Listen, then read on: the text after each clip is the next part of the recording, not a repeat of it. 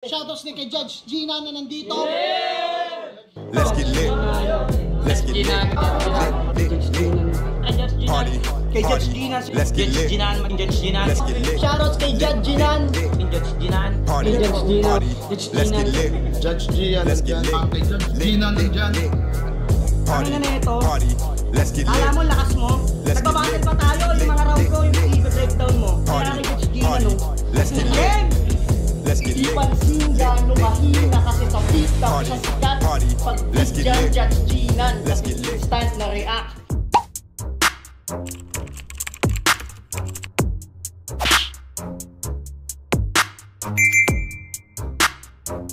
In the yeah, put 'em in the yeah, yeah, yeah. If you feeling real good, put your hands in the yeah, put 'em in the yeah, yeah, yeah. If you feeling real good, put your hands. So what's up mga kumag, I'm back, ang inyong online judge. Walang iba kundi Judge Gian. Okay guys, dito pa rin tayo, Isabuhay 2013, ang unang-unang tournament na nangyari sa Flip Top. So it was a long time ago, pero ito yung pinakahuling re-reviewin natin so far. Kasi yung 2025 naman is ongoing. So sa mga tapos na tournament, ito yung pinaka huli natin ma-review. 2014 hanggang 2024 na Isabuhay is tapos na natin. And you can check it sa channel natin. Meron naman tayong playlist. So ayun. So far, tapos na natin yung Sinyo versus Batang Rebelde at uploaded na yun sa channel natin. Ngayon naman, magpuproceed tayo sa Andy G versus Flipsy.1 and hindi na ako magbibigay ng mahaba pang insights sa dalawang MC na to. And yes, parehas ko silang na-review. Si Flipsy, I think isang beses ko pa lang siya na-review. Si Andy G naman, maraming beses ko na siya na-review, especially sa Flip Top, sa 2x2, pati sa, I think sa na-review ko rin siya sa PSP, I think. 'Di ba? So, ayun. Proceed tayo. Huwag na natin patagalin to. It's Andy G versus Flipsy.1. Game. Alala kung sino kayo. Game. Shoutouts nga pala target. Unang banat kay Flipsy.1. Pakinggan o. Hoy, Andy G! Pangu mo na! Ang taba mo na. Ganyan na ba napapala kapag naging head coordinator ng Tambay Foundation ni Villar? At kung Villar, ang laban natin, wag mo kong partidahan, gumamit ka ng plangketa dahil matutulad ka kay Luz Bininda na dismaya nung inakala niyang kaya niyang sargoin ang tinawag niyang bonjing sa liga. Halika, meron akong tip, wag mo kong batain, baka mamain kita. Paano ka naging disikla na Andy G? Ano yung G mo? Gunpowder? Ako ang Ghostbuster, kaya pati si Target Paktay yung nagsisilbi mong ghostwriter. Wala ka namang antas sa lahat ng uri ng armas, parang si Caliber. Pero yung putok mo malakas, umaalingasaw kahit gamitan ng silencer. At sa lahat ng nasulat mo, meron kang kinakapitang financer. At kung parehas tayong basketball player, madadapa ka kakahabol sa akin, Uncle Breaker. Tsuhin mo na nagturo sa'yo at babali sa mga buto mo. Isiksik mo sa mga taba mo na iba ako sa mga nakasagupa mo. Dahil kahit hindi mo gusto, isa sa buhay mo na Flipsy.1 ang ngalan na naglaglag sa'yo sa paligsahang ito. Mali ang kalkula mo sa pagkatao ko dahil hindi lang sila ang inaakala mong malupit. Backshit ka, pinagkaitan ka ng karangalan, kagalingan di pinangalanan ng mga tanga. Wala ako doon pero doon isa ka. Sa mga oras na to, kahit may polio ka, yung paa mo magpapantay na. Huwag ka mag-alala, sa Lydia's Lechon may cremation na. Gusto mo na kagad magliyab, di ka pa nga nag-aapoy, king ina ka. Magpasalamat ka, may isang katulad niya na nagmalasakit sa industriya. Wala ka namang tinanim pero may inani ka. Samantalang ako, nagdildil muna ng asin bago may napitas na bunga. Kaya isang malaking tanong na hango sa pangumong ilong. Oo, likas na sa mga Pilipino na pangu talaga. Pero di ba baboy ka? At ang baboy walang classification kung anong nation. Kaya hayop na pang baboy ka, nauutal ka pa mag-spit ng bara. Di ba lihiti mo ka na membro ng Panther? Alam mo ano yung Panther? Sir, alam mo? Alam nyo? Pangong flip-topper! pinuno ng pangster. Sir, the best yun. Pangong gangster. Ang tanda mo ng hayop na pangumbaboy ka, pero yung galawan mo pambata, balahura. Talagang pinaninindigan mo na si damulag ka, nabulag ka sa sarili mong edad. Kahit overage ka na, isip bata ka pa rin, hayop na pangumbaboy ka. Hindi ko na paaabuti ng round 3. Round 1 pa lang, mababatid mo na. Sibak ka. At malabong tumungtong sa kalahati ng aking itsura, ang iyong postura. Si Ismaglas, alam na kung sinong panalo sa ating dalawa. Teka, hindi lang yon. Kung sino ba talagang mas magandang lalaki sa ating dalawa. Okay, malakas yung round 1 ni Flip si that one. So hindi ko hindi ko i-disregard yung round 1 ni or hindi ko i-discredit yung round 1 ni Flip si that one. Maganda yon, lalo na yung mga metaphors niya. 'Di ba? Yung hindi ko na i-mention, no. Basta early siguro mga basta yung first half ni Flip si that one. Para sa akin epektibo yon, yung mga metaphor niya. Tapos pagdating ng round 2, more on direct punches na para kay Andy G. Yung pangster, diba? Yung pangster puta, lang nun. Ang classic na lang nun, na yung the two words pag-iisahin mo. Classic na nung time na to, syempre 12 years ago, usong-uso yung mga ganon, yung pinagsasama, 'di ba? Pinagsama yung the two words sa isa, 'di ba? So, yun. Actually, wala naman ako masyadong i-explain pa dun sa mga verses ni Flip si that one. Pero for me, mas mas malinis compare sa, alam ko napanood ko na kasi si Flip si that one before pero I think hindi ko na matandaan pero para sa akin maayos yon. Pinakita niya yung pagiging technical niya, although hindi siya naging well-rounded dito kasi wala masyadong may mga jokes, pero hindi ko siya pwedeng ilagay as a as a well-rounded MC. So for me, more on naging highlight ni Flip si that one dito yung pagiging technical niya. No doubt, maayos, malinis, effective, pero I think hindi siya ganun ka-solido. No, effective siya para sa akin, direkta yung mga angulo niya, yung mga ginamit niya kay Andy G, pero may kayang butasan pa rin. So if may mga malalakas na linya si Andy G dito na alam mo yun, yung icebreaker, mga ganong linya, possible mabigay natin kay Andy G, pero syempre it will depends on Andy G's performance. So let's see, tignan natin kasi nakita natin sa bracket nag-advance si Andy G dito. So sa tingin ko may something sa sa battle na to. Baka may choke, 'di ba? Baka naging malakas naman yung performance ni Andy G. Tapos na-check ko yung video, it was 24 minutes lang. So let's see. Exciting kasi sa ganung round 1 ni Flip si that one, malakas yun Kung titignan mo siya as in a technicalan, feeling ko lamang si Flip si that one doon. Pero mamaya natin i-finalize to. Pakinggan muna natin Andy G dito. Unang 2 minuto ay Andy G, pakinggan Boss! Masahe! Yan ang palagi mong sinasabi sa tuwing mga kasukasuan ni Miko nangangalay. Nung nag-swimming sila sa Boracay, itong si Kaltog, pag sumisisid si Miko, siya ang tagalubog. Glock 9, hindi na ikaw. Ito na ang tunay na alalay. At napanood ko yung laban mo kay Spade. Bata ka pa. Yung mga bara mo walang tibay. Halatang sa mga lalim-laliman nakikisabay. Dapat ang pangalan mo yung Macario dahil ang tunay na pakay mo sa ligay sa kasikatay makasakay. Macario Sakay. Tandaan mo na sa ligan to na hindi binibaby ang mikrobyo. Pinapatay. At sa tournament na to, hindi ako kinakabahan. Oo, isa ako sa mga underrated na tagilid. Pero kahit tagilid, pipilitin kong tumuwid para malampasan ko lang ang overrated na balakid. Then, oo, mataba ako. Pero given na yan. Pero sa flip top, ito ang akin naging trademark. Pero habang nilalait mo ako ng pagiging mataba, parang kinukutya mo na rin si Miko at Denmark. Sa flip top, hindi ka karapat-dapat. Kasi sa mga pinuno mo, wala kang galang. Sa blind drive, wala kang puwang. Kasi hindi ka marunong kumilala kung sino talaga ang may pinakamabigat na timbang. At pangit ako? Ha? Pangit ako? Ang bobo mo! Nung nakita nga ako ng nanay mo, muntik iwan yung tatay mo, tapos sabihin mo, pangit ako?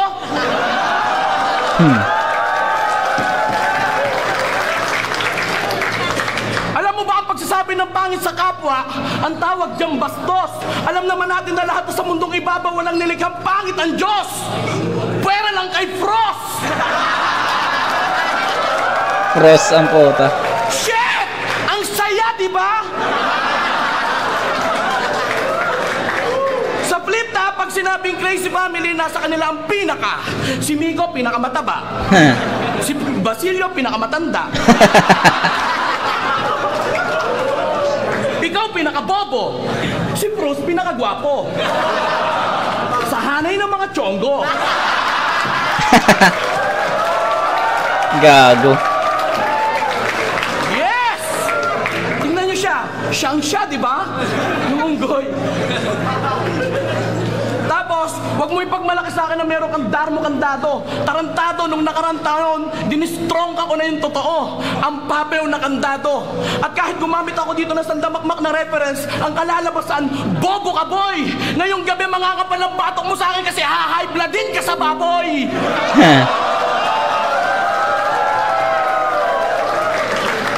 At mukha kang snatcher na palaboy, kaya pala yung mukha mo pamilyar. Gusto mong magbagong buhay? Magpaturo ka kay Jasper kung paano pumasok sa foundation ni Villar! Time! Kasi tapos na ang round 1.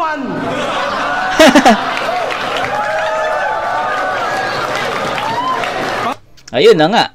Ayun na nga yung sinasabi ko sa inyo. Depende yon sa magiging performance ni Andy G. And sa tingin ko, nung una nagdadalawang isip pa ako kung ibibigay ko ba kay Andy G yun or itatabla ko. Kasi magkaiba ng estilo. So, style clash, yung round 1, explain ko na sa inyo dito kasi for sure, ito na yung magiging reference natin sa rounds 2, para sa rounds 2 and 3. So, sa tingin ko, kailangan ko na mag-explain dito kung paano ko hinatulan tong round 1. So, okay. Round 1, ni-flip si that one. Ayun nga, technical.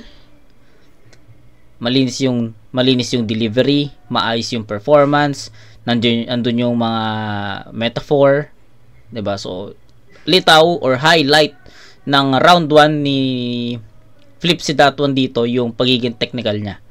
And masasabi ko na direct naman yung mga ginamit niya doon. So, sabi ko nga, hindi ko i-discredit yung round 1 ni flip si that one kasi para sa akin, malakas yun eh. Malakas yun. Technical, more on technicals, more on metaphors. Yun yung highlights eh. 'Di ba? Although may mga pasundot-sundot na joke, pero para sa akin, hindi yun yung pinaka naging highlight ng round 1 ni flip si that one. Pinaka naging highlight niya dito is yung mga metaphors niya, mga technicals niya na nasulat. So sa tingin ko, naging malakas yun. Real shit. Malakas yun. Pero sabi ko nga, yung mga ginamit niya na reference na mga angles is or was hindi ganun kabibigat, 'di ba? Effective direct kay Andy G pero hindi siya one punch KO. Tumatama lang siya pero feeling ko hindi siya ganun kabigat, hindi siya ganun kalakas, 'di ba? So ganun yung epekto ng ganun ko na nakita, ganun ko napansin, ganun ko napanood, ganun ko natanggap yung round 1 ni flip si that one. Round 1 ni Andy G, slow start. So sa tingin ko nung nagpe-perform siya sa first half niya, so sa tingin ko baka ganito na yung maging performance ni Andy G sa buong round na more on comedy. Sabi ko nga, okay, style clash yung round 1, so it depends kung paano magiging classic yung round 1 ni Andy G. Sabi ko nga, 'di ba? Depende sa performance ni Andy G kung may makikita ba tayo doon na icebreaker, 'di ba? Kasi syempre built na yung round 1 ni flip si that one. So kailangan na lang ni Andy G doon is wasakin 'yon. So para sa akin, nag-aantay ako ng isang linya, 2 linya, 3 linya na babasag dun sa performance ni Flipsy.1. And sa buong first half niya, sa tingin ko, wala dun eh. Wala dun yung icebreaker na yun. Wala dun yung hammer. Wala dun. Nasa second half. Nasa second half yung icebreaker ni Andy G. And para sa akin, slow start si Andy G, pero pagdating sa second half, unti-unti niyang winawasak yung performance ni Flipsy.1 hanggang sa totally na demolish niya yun. So, hindi naman ganun kalaki yung agwat. Sobrang dikit pa rin naman. Hindi naman siya hindi naman, parang lang, gahibla lang yung lamang. Kumbaga, last minute go ahead lang eh. Go ahead in the last minute si Andy G dito. So, para sa akin, ang hirap, actually, mahirap nga siya iskoran eh. Pwede ko siyang ibigay ng tabla talaga yon, pero para sa akin mas naging sabi ko nga, nakahanap ako ng icebreaker doon at unti-unting nababasag ni Andy G yung performance ni Flipsy.1. Kaya para sa akin, round 1 sa kanya yon. Kung titignan naman natin siya per category, technicals, syempre Flipsy.1 yon, performance, Flipsy.1 pa rin yon. Pero sa effectivity, 'di ba? Sa effectivity, sa sulat actually style class yon, kaya itatabla ko yon. Naging malakas si Flipsy.1 sa technicalan, si Andy G naman more entertainment. Pero ayun, sa sulat tabla yon. Pero sa angles, sa references, Andy G yon, kasi mas effective. Sabi ko nga sa meron pa akong nabanggit kanina na effect na na category. Meron pa akong basta nakalimutan ko lang kung ano 'yan. Ano nga ba 'yan? Kalimutan ko na. Basta, Andy G ako dito sa sobrang dikit lang. Siguro, for my own preference na din, I'll go with Andy G. Mas effective siya dito. 'Di ba? So, ang hirap iskoran eh. Hindi ko naman siya ina 9 points, so kaya mag-alala. So, siguro 8-7 in favor of Andy G. Ganun siya. Ganun siya para sa akin. So, ayun. Round 2. Banat! Flipsy.1! 2 minuto! Hoy, baboy! Mas bobo ka! Wala na akong boss. Alam mo bang umalis na ako sa blind rhyme? At ang pagalis ko sa blind rhyme may basihan at dahilan. Oo, naging daan ang flip top. Nagdapa ako muling bumangon dahil mahal ko ang hip-hop. At yung mga tinuturing ko na dati kapatid, sila lang ang may gusto na magkaroon kami ng gap. Nagra-rap ako ng walang pagkatakam sa pera, kundi maisalba ang putang inang naghihingalong kultura. Yaw, kaya kong pasukin ang mundo mo maging sa information technology. Inihaw na taba, yun ang tunay na meaning sa'yo ng IT. Malamang bagsak ka sa programming kasi ikaw yung tipo ng programmer na slow pagdating sa coding. Logic error. Hindi mo kayang gamitin ng tama ang mga language sa isang grammatical usage. Syntax error. Hindi ka taga-ayos ng laptop, taga-pindot. Ayun yan, di ba? Yun yung mga yun yung mga metaphor niya eh. Yun, syntax error, yung mga ganun. So, nakapaloob palagi sa setup ni Flipsy.1 yung mga metafora. So, okay, kaya nga sabi ko sa inyo, okay yung structure nito eh. Kung paano niya kinonstruct yung mga yung 4-bar set niya. Diba? Astig eh. Andun yung metafora eh. Di mo kayang gamitin ng tama ang mga language sa isang grammatical usage. Syntax error. Hindi ka taga-ayos ng laptop, taga-pindot ka ng floor sa elevator. Wala kang ligtas kaharap mo.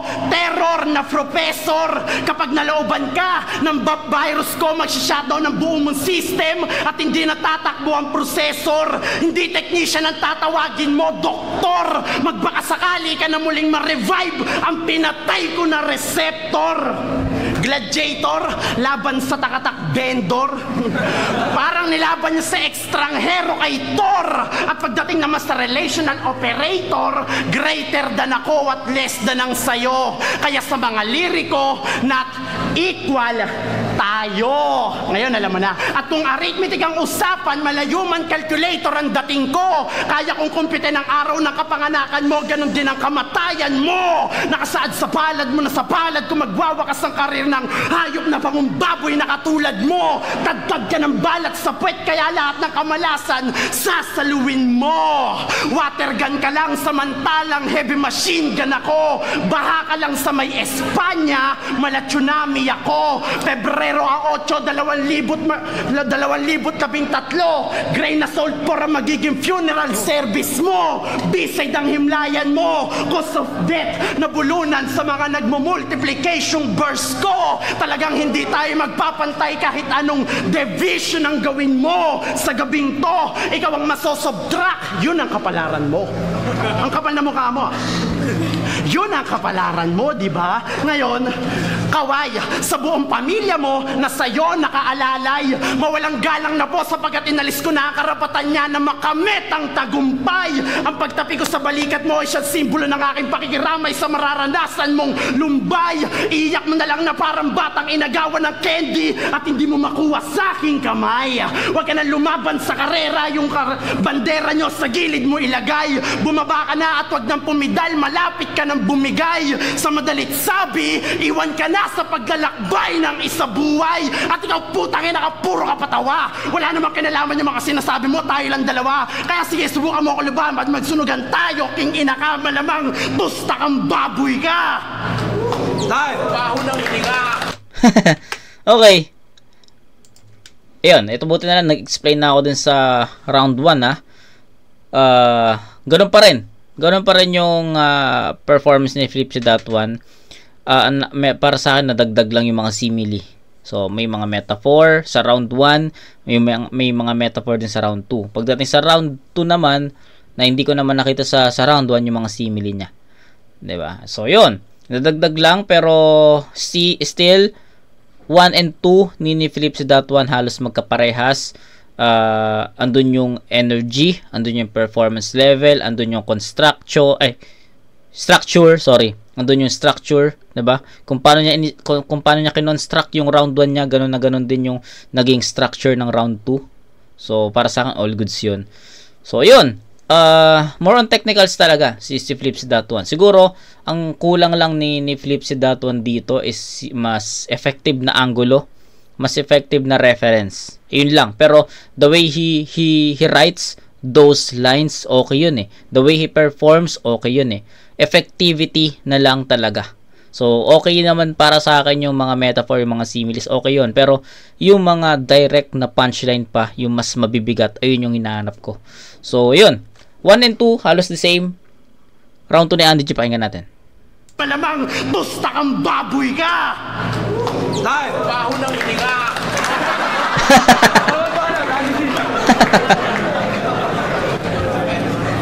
Tangina mo, ang edad mo, 18? Aba, 18.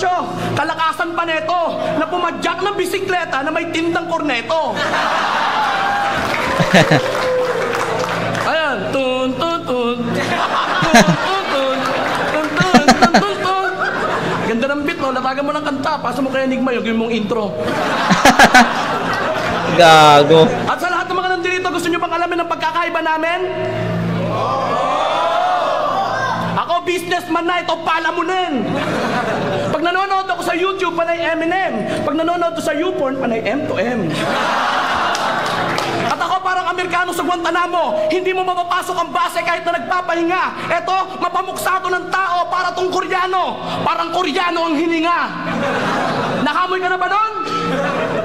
Sagot! Hindi ba? Utang ina mo yung sa'yo ganun na ganun. Kung hindi lang nakakaya kaya Enigma sa stage kanina pa ako tumalon. Kasi ang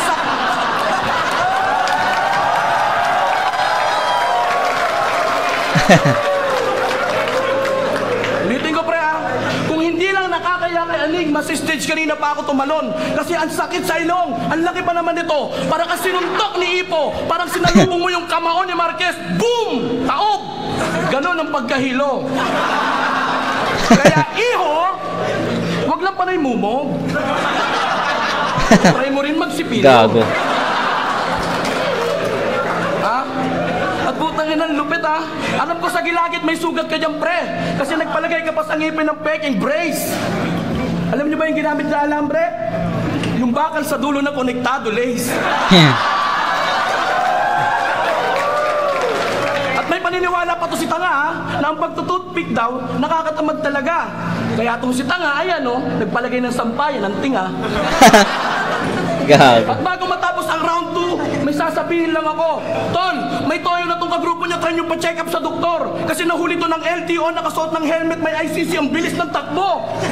Pero walang motor. Gago.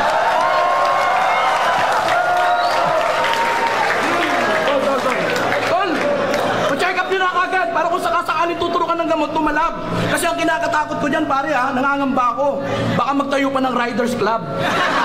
Pakina mo, huwag mo kang magain at Ayun, better na round.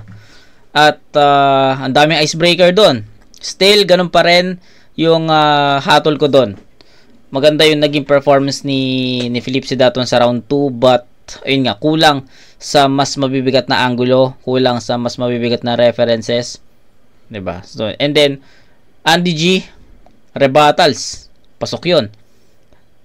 And pagdating sa sulat, napansin ko lang dito ko lang napansin, ewan ko sa round 1 kung may ganito, pero round 2 ni Andy G may mga 2 lines.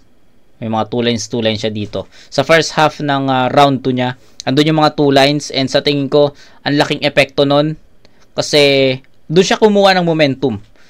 Nung nagiging effective yung mga 2 lines niya, doon niya pinasok yung mga 4-bar set niya.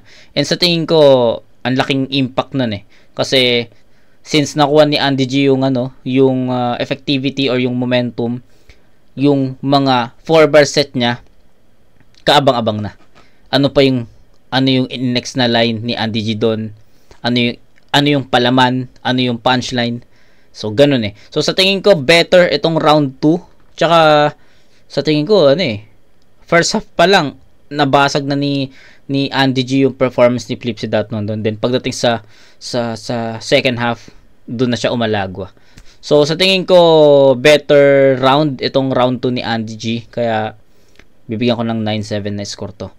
8-7 sa round 1 dikit, 9-7 sa round 2 in favor of Andy G. So that's 17-14.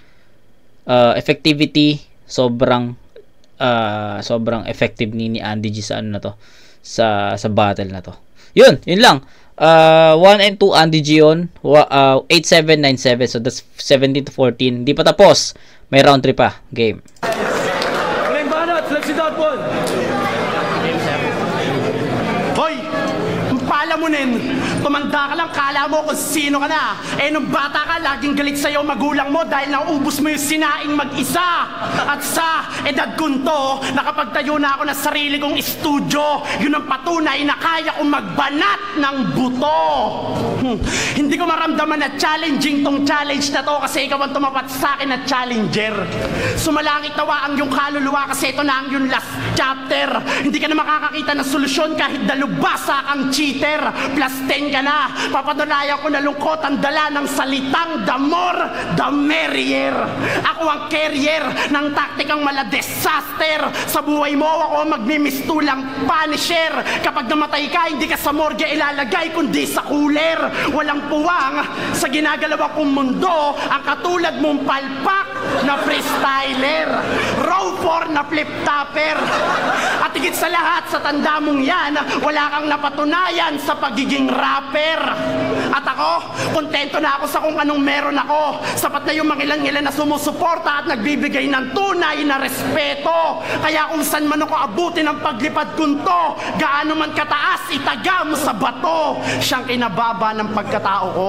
At sa'yo, alam ko may masakit na epekto ang mga sinabi ko. Ganun pa man pagkatapos nito, respeto para sa'yo. Pero habang nandito tayo sa gitna ng sirkulo, magkatong gali tayo. Hindi basihan ng edad pagdating sa duelo. Gusto mo ako matalo? Hoy, baboy! Taong kanta lagay mo sa plato. Kapag ginawa mo yon, hindi ka lang desperado, may kulang ka pang tornilyo. At dahil punggo ka, bibigyan kita ng pampatangkad na payo. Kahit uugod-ugod ka na, wag ka pa rin titigil na pagjajakol sa banyo. At dahil tumatanda ka na, bibigyan kita ng pampabatang payo. Huwag kang tatabi sa tulad ko, nagmumuka ka ng lolo. At dahil sumasaya ka, bibigyan kita ng masalimuot na pagkatalo. Pagkatapos nito, masasabi mo na nagmuka ka lang gago. Magkaiba tayo ng kinamulatan. Ikaw umiiyak pag nasugatan, ako lumalaban. At kung pares tayong estudyante na nasa loob ng klase, para kang latang walang laman. Magaling ka lang sa pag-iingay pero kapos sa kaalaman. Magulang na kalaban, bulbuling ka na't lahat, hindi pa rin sapat ang nalalaman. Ang pagkakaintindi niya sa budel fight, suntukan sa kainan. Tanga ka ba? Ha? Sagad-sagara kang PI, hindi putang ina, kundi pangong ilong. Grabe! Isusoli ko ang kandila kung ikaw ang magiging kumpare. Sa buray ni ina mo, kaya ng bati ko sa'yo bilang kumpadre. Kabesa de barangay ka lang, bakit ka bumangga sa alkalde? Mawawala ka sa posisyon at magmimistulang pipeng residente. Matapang ka mala Andres Bonifacio, pero wag kang masyadong kampante. Dahil kung pares tayo magiting na pinuno, tawagin mo kung El Presidente. King ina mo, eto, rebat, di ba? Mabawining ako. Tarantado ka kanina nga, gusto mo akong halikan sa likod eh. Sabi mo, uy, tango na si Philips Daton, pare, galingan mo ha. Congrats! Kasi alam mo naman nanalo ako. King ina mo, puro ka lang patawa. Bagay na bagay ka sa mga crowd dahil yung mga pag-iisip nila, hindi isaklaw ng kaya kong gawin. Ang cute na dimple mo ha, sarap mo sapakin. Okay, consistent na performance para kay Philips Daton. Yung structure, yung estilo, yung technicals.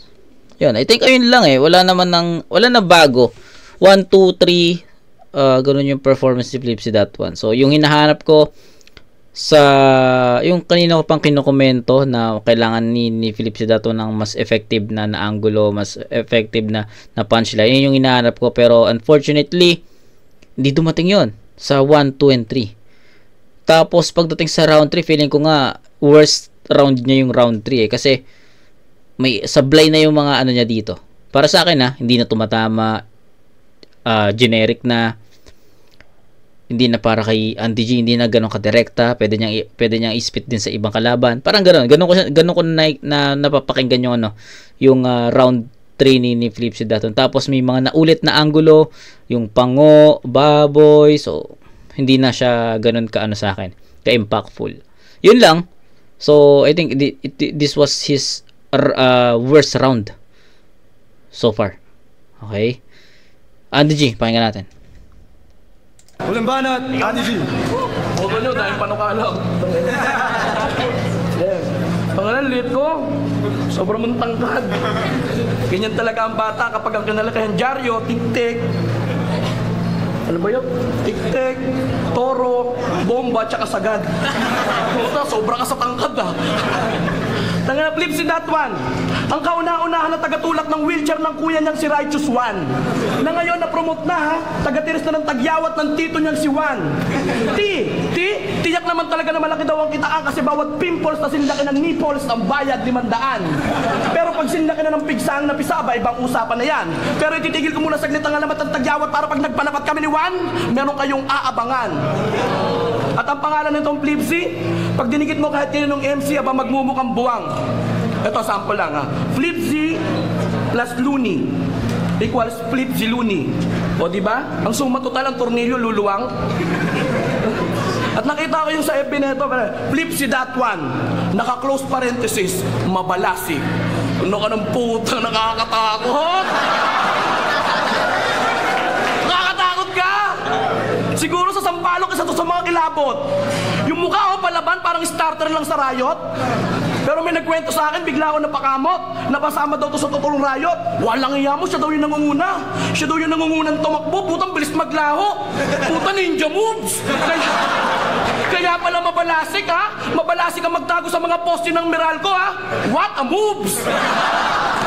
At meron ako natugpang sikreto nito, medyo privado. Na kapag silang dalawa na lang pala ni Miko, ang sinasabi nito, Miko! Miko! Idonsulweta mo ako!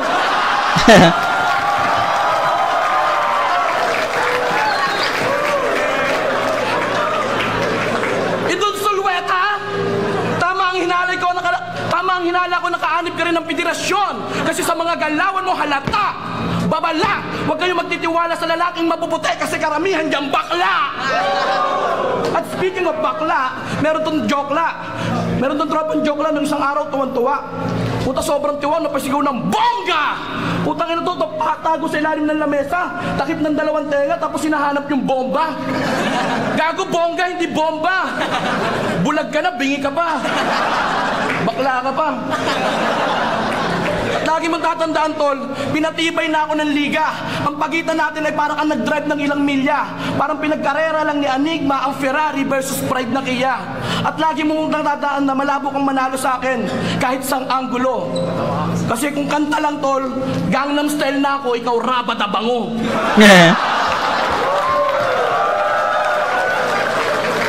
At tandaan mo, mas maputi ka lang sa akin, gago.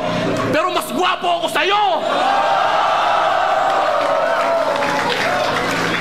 At ang durugin ng pagkataon nito sa bawat round, kulang ang 2 minuto. Sa susunod na Enigma, gawin mong 3. 3 ang kalaban, mag-isa lang ako. Time, leto, pag-ingay para sa laban nyo.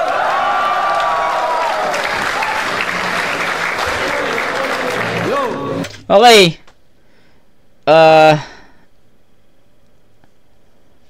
Hindi ko alam kung paano ko i-score kung 8-7 or 9-7 yon, pero ang malinaw lang sa akin is Andy G yun. Overall na lang, guys. Overall na lang. Mas effective, mas lamang sa angles, mas lamang sa references, and on my own preference, kontrapelo yung estilo nila. Okay yung Flipsy.1, effective, pero kulang sa references, kulang sa punchlines, kulang sa effectivity, kulang sa bigat ng suntok. Andy G naman, andun yung performance, and malinis niyang naitawid, walang choke, diba? Andun yung choke, andun yung choke, andun yung linis ng performance, andun yung mga angles, effective references, dun pa lang diba? Dun pa lang may kita mo na sa sa same category, which is references, mas lamang si Andy G doon. Sa same category na punchline, lamang si Andy G doon. Sa same category na estilo, or sabihin natin performance, sa performance muna, since magkaiba sila ng estilo, hindi ko sila i-judge ng ng lamang si ganito or lamang si ganyan. Itatabla ko yon kasi yun nga different styles, technicals versus comedy. So i-breakdown natin siya or sila ng isa't isa. References, Andy G yun. Punchlines, Andy G pa rin yun. Styles, technicals versus comedy, tabla yun. Sa sulat structure, iba-kaiba.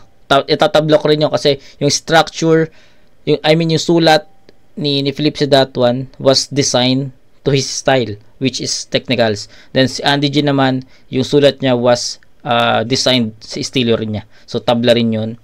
So sa linis ng performance, tabla. Sa effectivity, sabi ko na ba effectivity?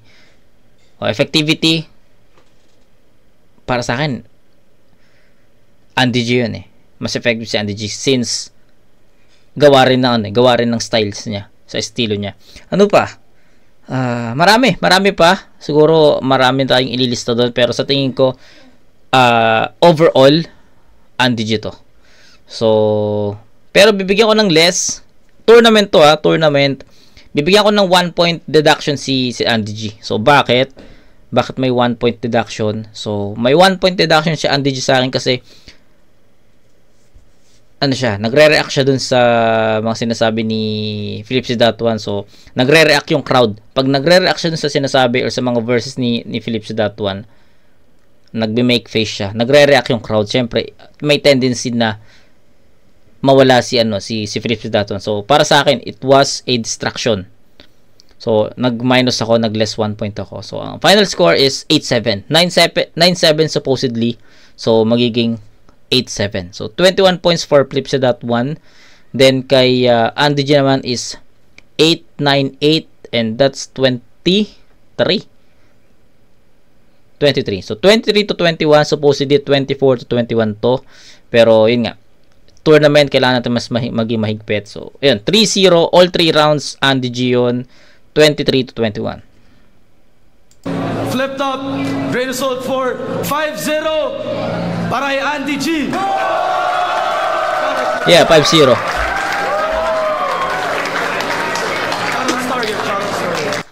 5-0, pero gusto kong mas maging klaro, no? So panoorin natin, judges. Yo, Tay, Arpen Records, pinigay ko dun sa laban, Flip Sidaton versus Andy G. Yung boto ko para kay Andy G, pero malaking respect kay Flip Sidaton. Sobrang lakas ng mga binibitawan niya, pero mas tumatak sa akin yung sinasabi ni Andy G kay Andy G. Kaya ano ko na. Eh po, Campo Terrorist mo. Andy G, all 3 rounds. Yung comedy niya, napaka-creative. Trip ko, si Flip Sidaton. Maganda projection, pero not hearing any punchlines. Oo nga eh. So overall, Andy G. Not hearing any punchline. Ayun yung sinasabi ko sa inyo. Di ba? Diba? Sabi ko nga, di ba, kulang sa punchline si Flip Sidaton. Yun. Ayun, class MDK, batch 1. Binigay ko yung boto ko kay Andy G sa lahat ng rounds kasi yun nga, may bagong dala na naman siyang comedy, ibang style na naman. Although, magaling din si Sidaton, kaso kulang talaga. Puro yes, kulang. Wala naman, medyo naman. Binigay ko kay Andy G. Box 1 nga pala, boto ko kay Andy G. Yung round 1 para sa akin kay Flip Sidaton. Tapos yung round 2, okay sana yung ginawa ni Flip Sidaton, yung mga reference niya maganda. Kaso kahit malalim, malawak yung kay Andy G. Yung pagiging comedy niya, iba kasi yung comedy na joke lang, pero yung sa kanya ibang klase talaga, mapapanood yun naman sa video. Tapos round 3, ganun pa rin, malakas pa rin, ang word ng crowd, di lang naman sa crowd pero para sa akin, galing talaga yung ginawa. Pero saludo kay Flip Sidaton.